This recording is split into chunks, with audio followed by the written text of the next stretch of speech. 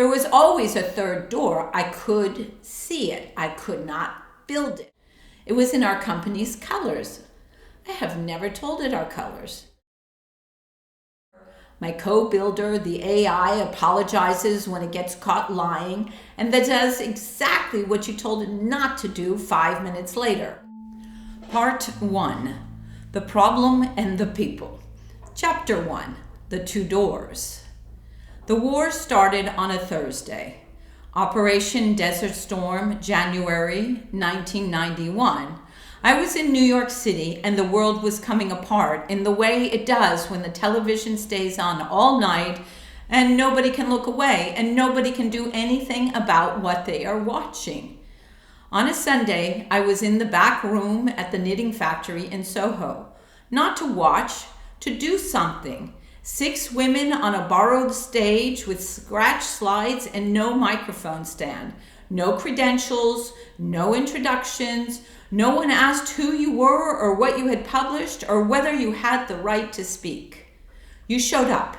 You told the truth about your life, and the audience, which was open to everyone, did not sit there and clap politely. They came forward and continued the story. That was Women in Limbo.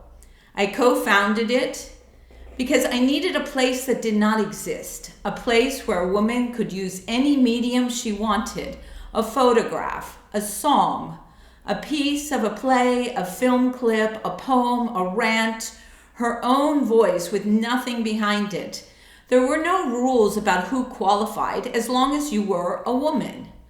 The only rule was that you had to be willing to say the thing out loud that you had been carrying around inside your heart from your own personal experience, and somebody would be willing to hear it, sometimes for the first time. It predated The Moth by a decade or more. Nobody called it storytelling back then. We called it showing up. Over 7 years, hundreds of women showed up. It became a 5-part television series on National Public TV, Women in Limbo Presents. I was the executive producer, camera person, and sometimes the woman at the microphone and in front of the camera. We charged $1 admission. We never turned anyone away. Men and women were invited. We never told anyone their medium was wrong or their story was too much or not enough. The mission was this: every woman who has lived through something has the right to tell that story in any form and leave a record that it happened.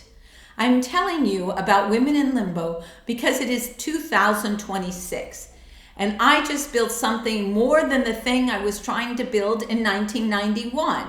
Here is what the publishing industry looks like right now. Door number 1, traditional publishing. You write a book, you write a query letter and a book proposal. You wait months, years. If you are extraordinarily lucky, an agent picks you. The agent shops the books to editors. The editors say no or they say yes, but only if you change certain things and made the book yours. If you get a deal, you sign a contract that takes your rights, pays you an advance that might cover 2 months of rent, and assigns you a publicist who has 40 other books on their desk. Your marketing budget is zero unless you are already famous. Your book comes out, it sells to whoever your publisher's algorithms thinks will buy it. You don't know who read it, you do not talk to them, you have no way of knowing if the book mattered to anyone. That door has been closing for 30 years. The advances are gone, the editorial intelligence is gone, the gatekeeping is not. Door number 2, self-publishing. You write a book, you upload it to Amazon. You are free, you are also alone. No editor who has spent 20 years in your genre tells you that your 3rd chapter is where the book actually starts. No one designs a cover that does not look like it was made in Canva by your nephew. No marketing system exists. You run Google ads at $600 a month and watch the money evaporate. You beg your friends for reviews. Most of them do not leave one, not because they do not like the book, but because nobody wants to put their name on anything anymore. After 6 months, you've sold 80 copies, 60 of which were to the people you already know. Both doors are bad. I have been in this industry for 20 years. I've been a war journalist. I've been an executive producer. I have been a self-published author whose books hit #1 on Amazon. I've run a publishing and marketing company with my son for 4 years, working with over 400 authors. I've seen both doors from every angle. There was always a third door. I could see it. I could not build it. In 2016, I published a memoir called My Journey Through War and Peace. One war, the Soviet invasion of Afghanistan. I spent 2 years in and out, embedded with the Mujahideen, shooting television news for CBS and the BBC. The New York Times ran a feature on me, 2 book awards, and I did something that people in publishing do not usually do. We piled into a family RV wrapped end to end with the tour name The Heroine's Journey. My husband, me, and sometimes Alexander behind the wheel, and drove 18,000 miles across the United States. 22 cities, 22 bookstores and libraries, live audiences in rooms that smelled like old paper and coffee. Alexander was a senior in high school, about to study electrical engineering at Wentworth. He set up the spaces, he stood in the back of the rooms and watched me talk about Afghanistan, about survival, about why writing matters. And at one of those stops, someone in the audience said they were triggered by the discussion of war. My son stood up. He spoke about freedom of speech, about why the discomfort was the point, about what gets lost when we decide certain conversations are too dangerous to have. He was 18. I stopped talking and let him finish. 10 years later, he became my partner in the business. He would finish his engineering degree and walk away from it. It was extremely boring, he says. There wasn't a lot of passion in it. What he found instead was the thing I had been circling my whole life: how to help people tell their stories and reach the people who needed them, using every tool that exists without asking permission from anyone. I want to say one thing about where I stand now, because it is part of why this platform exists. I believe every idea has a right to exist in the open, whether or not I like it or agree with it. The Smart AI book platform will be available for all, not just the ideas I agree with, not just the stories that make me comfortable, all of them. That is not a business decision. That is the same decision I made in 1991 when I opened a stage to any woman who needed to speak. Here is how the third door opened. It was not a business plan. The door was not new either. It was the screen that had been facing me all day, every day for months, on the couch, at the desk, at the kitchen table, propped up against a pillow at midnight. I had been looking straight at it the whole time without knowing that was the door. What opened it was an astrology chart. Once a month, I sit on the couch with an ephemeris, a notebook, and reference texts old enough to be out of copyright, and I do all the charts and transits for the month. It takes 2 hours.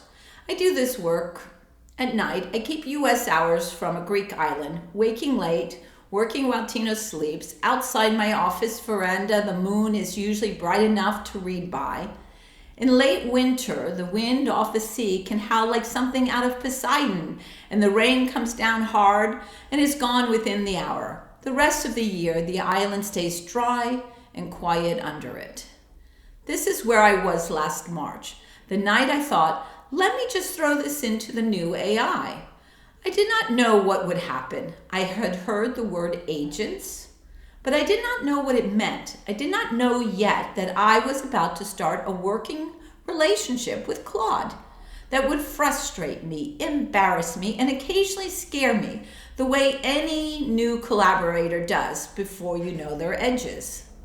20 minutes, Claude came back with a daily practice, the planetary day, the moon phase, a welcoming message from the deacon of the day, an archetype, an image. It was in our company's colors. I have never told it our colors. I sat back for a moment, not touching the keyboard. That was the thing that stopped me. Not the 20 minutes it saved, but the fact that nobody had asked it to match anything, and it matched it anyway. I thought, we are off to the races, because here is what I had been trying to build for 2 years and could not figure it out. An interactive book, something that feels like a book, that has the intimacy of a book, but is delivered the way the world actually consumes content now, in pieces, in conversations, a few paragraphs, then an image, then a short video, then a chatbot that speaks in the voice of the author or the voice of a character and actually knows the material, actually responds with intelligence. You could click through it, you could binge it or pace it, you could pause and come back, you could go in any language with a press of a button. I had filed a patent. I could not build it. The programming was too complex. The cost was prohibitive. We had built scaled-down versions for advertising, 8 to 10 cards at a time, delivered through Instagram DMs and ManyChat. They got 75 to 80% engagement, which is unheard of, but each one cost $1,200 to build, required hand assembly, and could not scale. Then I uploaded an astrology chart, and Claude built something more beautiful, more functional than anything I had paid for. 10 days later, I had Kairos. Not a sketch, not a pitch deck, a working system. AI editors modeled on the people I grew up admiring, Da Vinci and Jobs and Le Guin. A production process that ran itself, a dashboard that told me the truth about where every piece stood. What mattered in the room that week was simpler. Something I had spent 2 years trying to describe to programmers who could not build it fast enough or cheap enough now existed, built by no one in 10 days.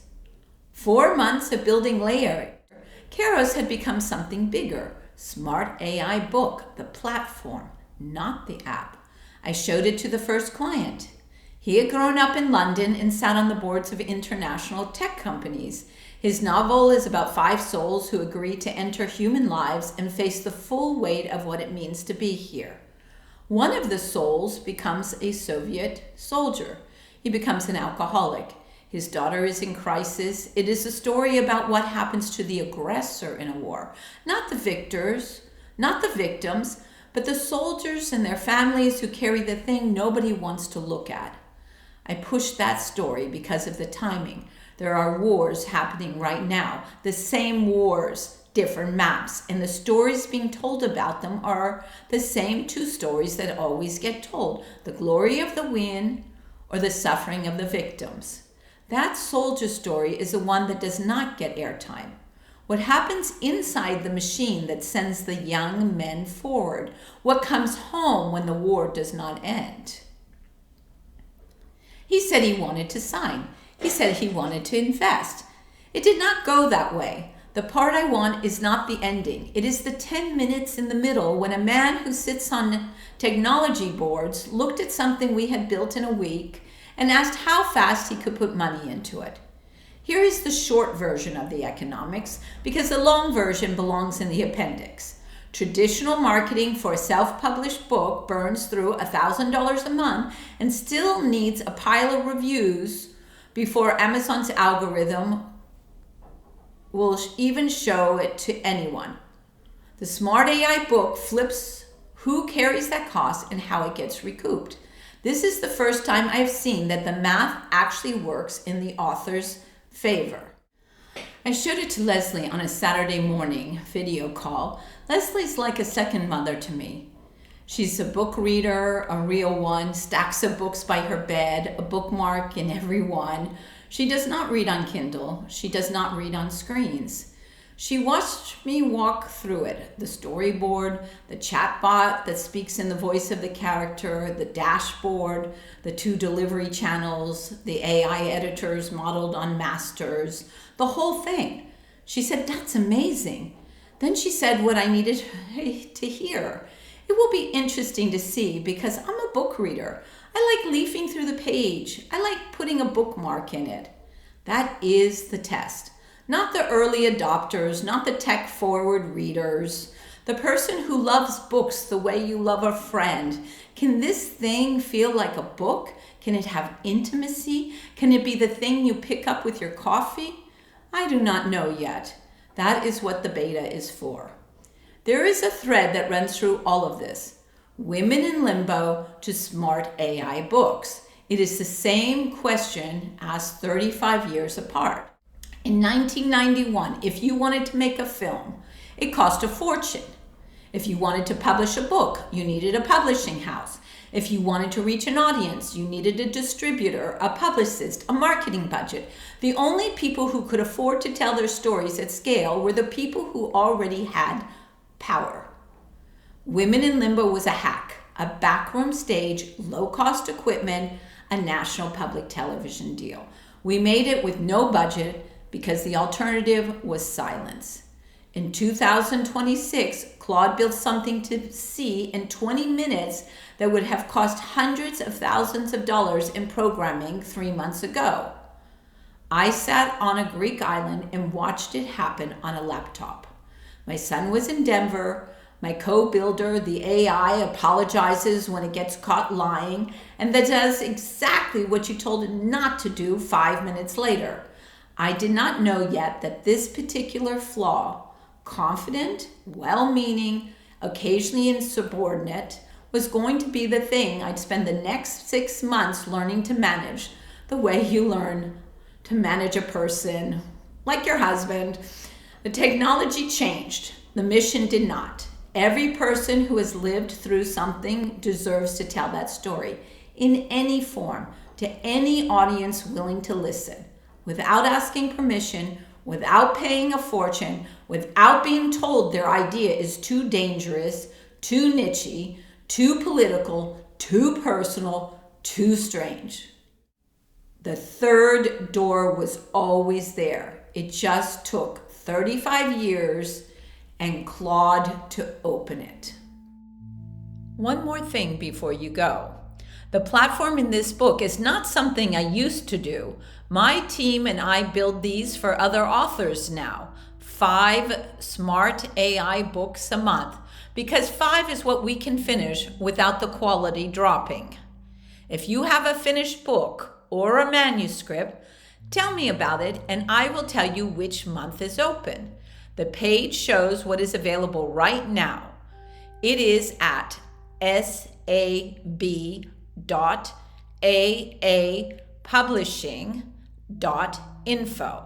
That is sab.aapublishing.info. And the link is in the description. Bring me the book you already wrote. I will build the version you were told you were not technical enough to make.